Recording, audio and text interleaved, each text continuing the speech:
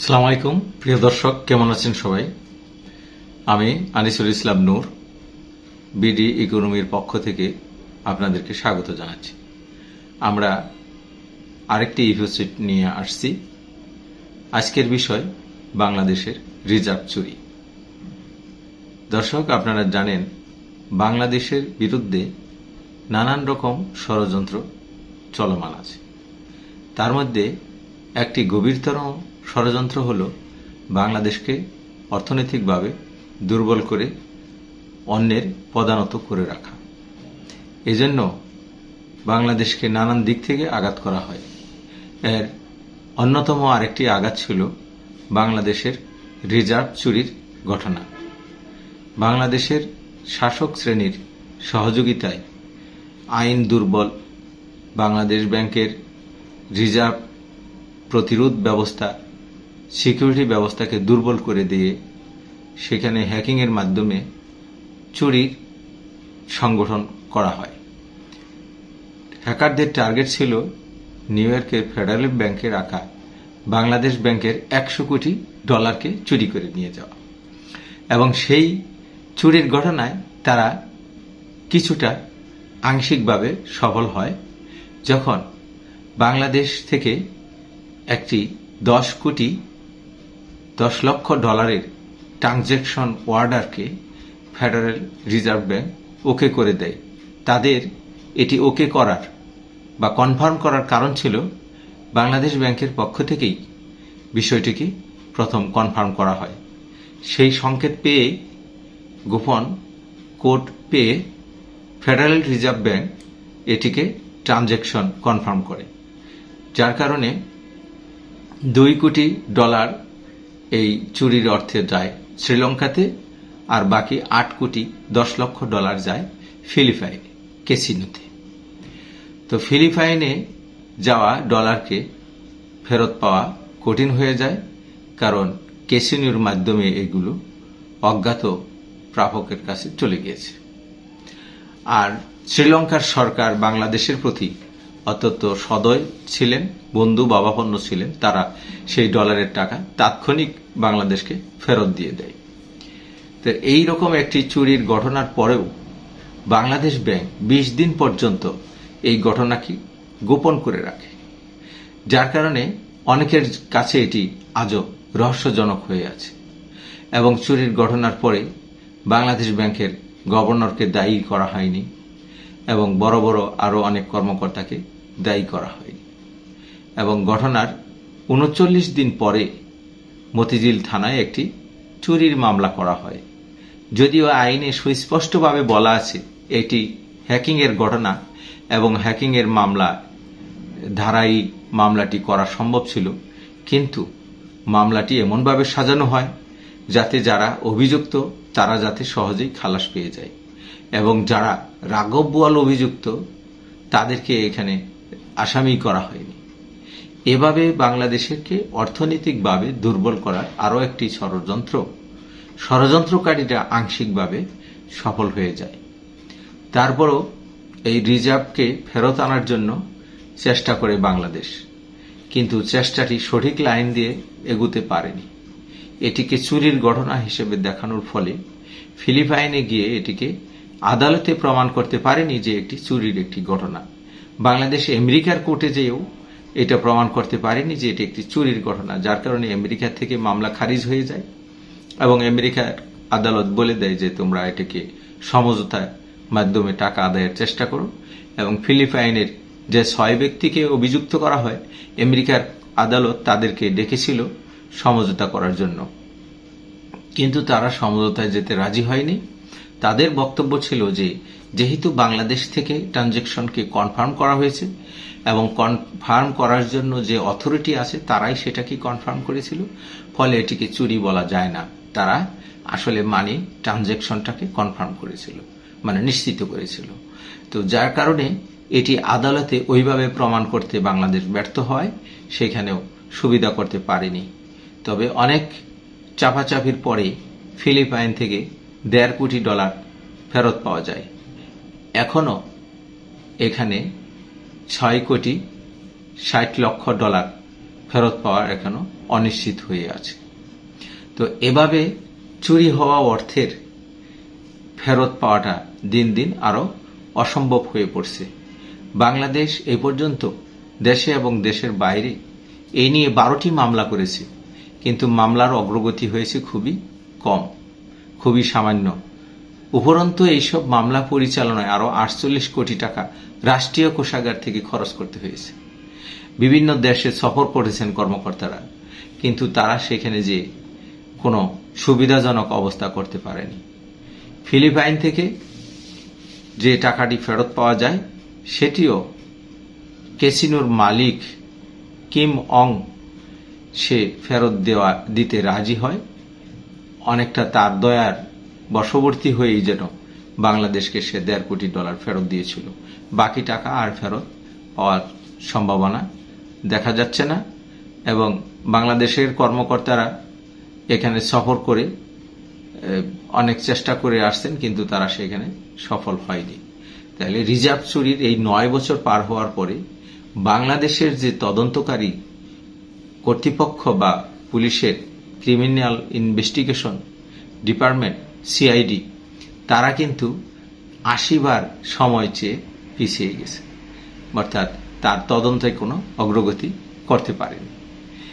একইভাবে এখন সর্বশেষ এই তদন্ত দুদক তার তদন্তের দায়িত্ব নিতে চাচ্ছে, কারণ দুদক মনে করে এই মামলা তাদের তফসিলভুক্ত এবং তারাই এই মামলাটি পরিচালনার সক্ষমতা রাখেন। রাষ্ট্রীয় সম্পদের অপচয়, দখল, চুরি এগুলো দেখা আসলে দুদকের এখতিয়ার বা তফসিলের মধ্যে পড়ে। ফলে দুদক এই টাকা উদ্ধারের জন্য বর্তমানে মামলাটি নতুন করে তদন্ত করবে।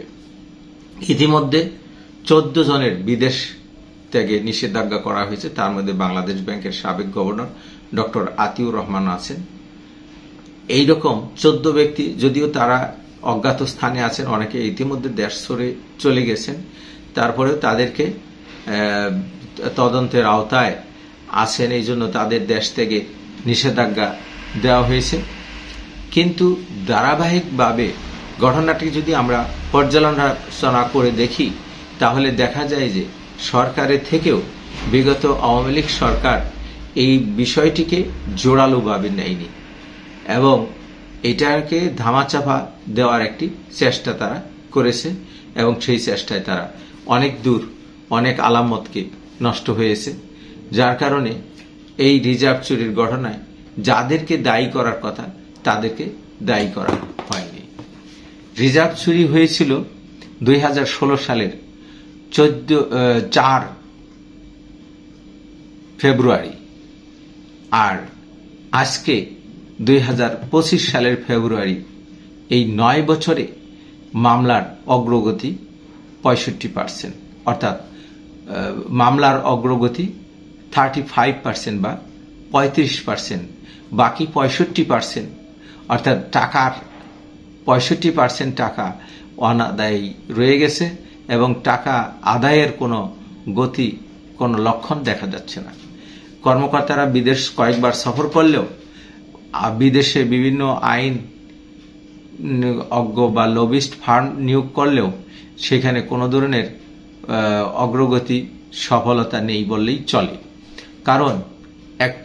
কারণ বাংলাদেশের পক্ষ থেকে এই ট্রানজ্যাকশনটাকে কনফার্ম করা হয়েছে, যার কারণে সেখানে যতবারই এটাকে চুরির ঘটনা বলতে চাচ্ছে, কিন্তু আসলে তো বলে চুরি, তুমি যদি ওটাকে কনফার্ম না করো, বিদেশের কোর্ট যেটা বলে, তাহলে তোমার ট্রানজ্যাকশন তো শিওর হবে না, ফলে এটাকে চুরি বলা যায় না।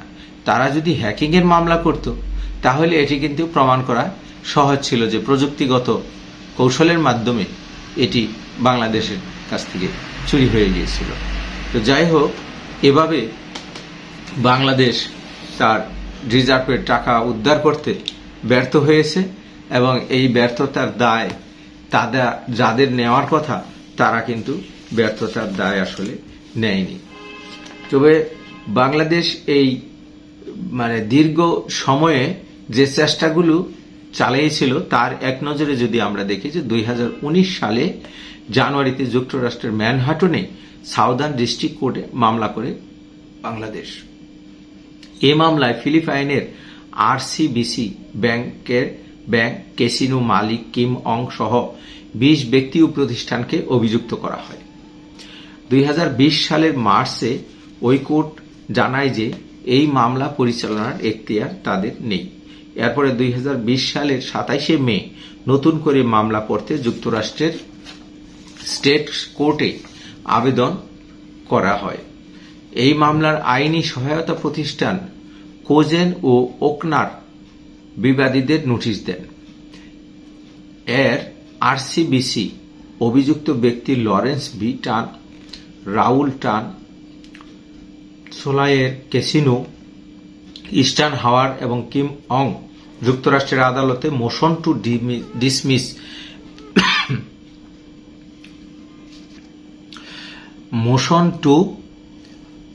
ডিসমিস অর্থাৎ মামলাটি না চালানোর আবেদন করে।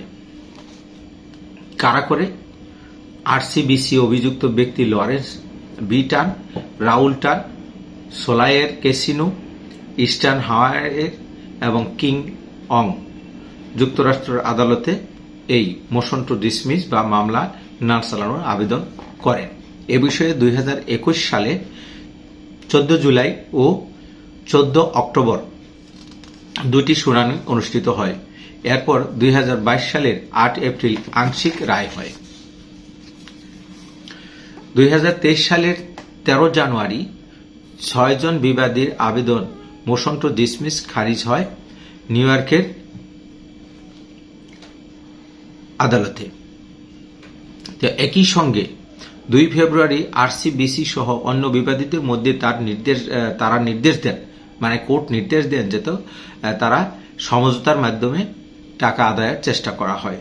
কিন্তু ফিলিপাইনের পক্ষের লোকেরা এইটায় সমঝোতার আবেদনে সাড়া দেয়নি। আমেরিকার আদালতও পরে কোনো শুনানি অনুষ্ঠিত হয়নি। বাংলাদেশ ব্যাংকের কর্মকর্তারা জানান, ফিলিপাইনের থেকে স্বাভাবিক প্রক্রিয়ায় টাকা ফেরত না দেয়ায় ইউএসের আদালতে মামলা করা হয়েছিল। এভাবে সময়ক্ষেপণ হতে থাকে। 2023 সালের জানুয়ারিতে সমঝোতার অর্থ আদায়ের রায় দেয় ওই নিউ ইয়র্কের আদালত। কিন্তু এই সমঝোতার জন্য বাংলাদেশের পক্ষ থেকে চেষ্টা করা হলেও সমঝোতায় তারা রাজি হয়নি। 2023 সালের 27শে জানুয়ারি থেকে 3 ফেব্রুয়ারি 5 সদস্যের প্রতিনিধি দল ফিলিপাইন সফর করে। সেখানে বিভিন্ন পক্ষের সাথে আলোচনা হয়। তারা ফিলিপাইনের 3টি কোর্টে সাক্ষ্য দেয়, তবে সমঝোতায় সাড়া মেলেনি। তো 2016 সালে মতিঝিল থানায় যে মামলা হয়েছিল তার তদন্ত যায় সিআইডিতে। 9 বছরের সিআইডি এই তদন্ত শেষ করতে পারেনি। এখন দুদক মামলাটির তদন্ত করতে চাচ্ছে। মামলাটির ধরন দেখলে আপনারা বুঝবেন যে মামলা কি রহস্যজনক কারণে এত বড় একটি ঘটনার পরে বিশ্বে এইরকম রিজার্ভ চুরি হওয়ার কোনো নজির যেখানে নাই, সেখানে এরকম একটি ঘটনার পরে মামলা করতেই 39 দিন বিলম্ব করা হয়েছিল এবং মামলার আলামত অনেক কিছু নষ্ট হয়ে যায় এর মধ্যে। আর মামলাটি হ্যাকিংয়ের আইনে না করে করা হয় চুরির মামলা, যার কারণে এটি চুরি হিসেবে আসলে কোথাও প্রমাণ করা যায়নি।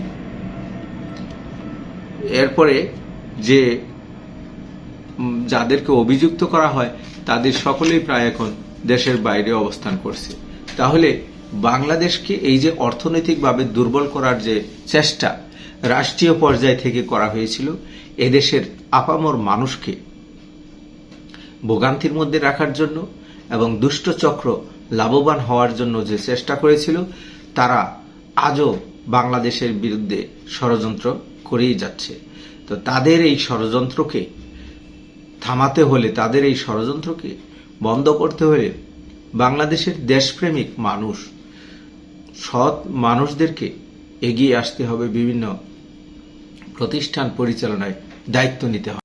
প্রিয় দর্শক, আমাদেরকে মনে রাখতে হবে, যারা আমাদের দেশ পরিচালনার দায়িত্ব পান তারা কিন্তু ওয়াদা করেন, শপথ পড়েন এবং সেই শপথ পরে তারা ভঙ্গ করেন।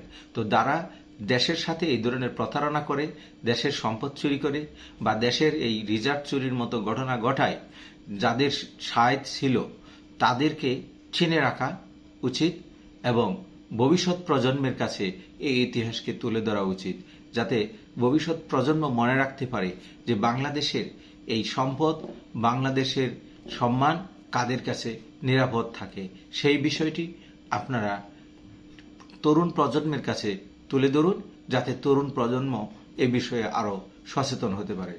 ধন্যবাদ।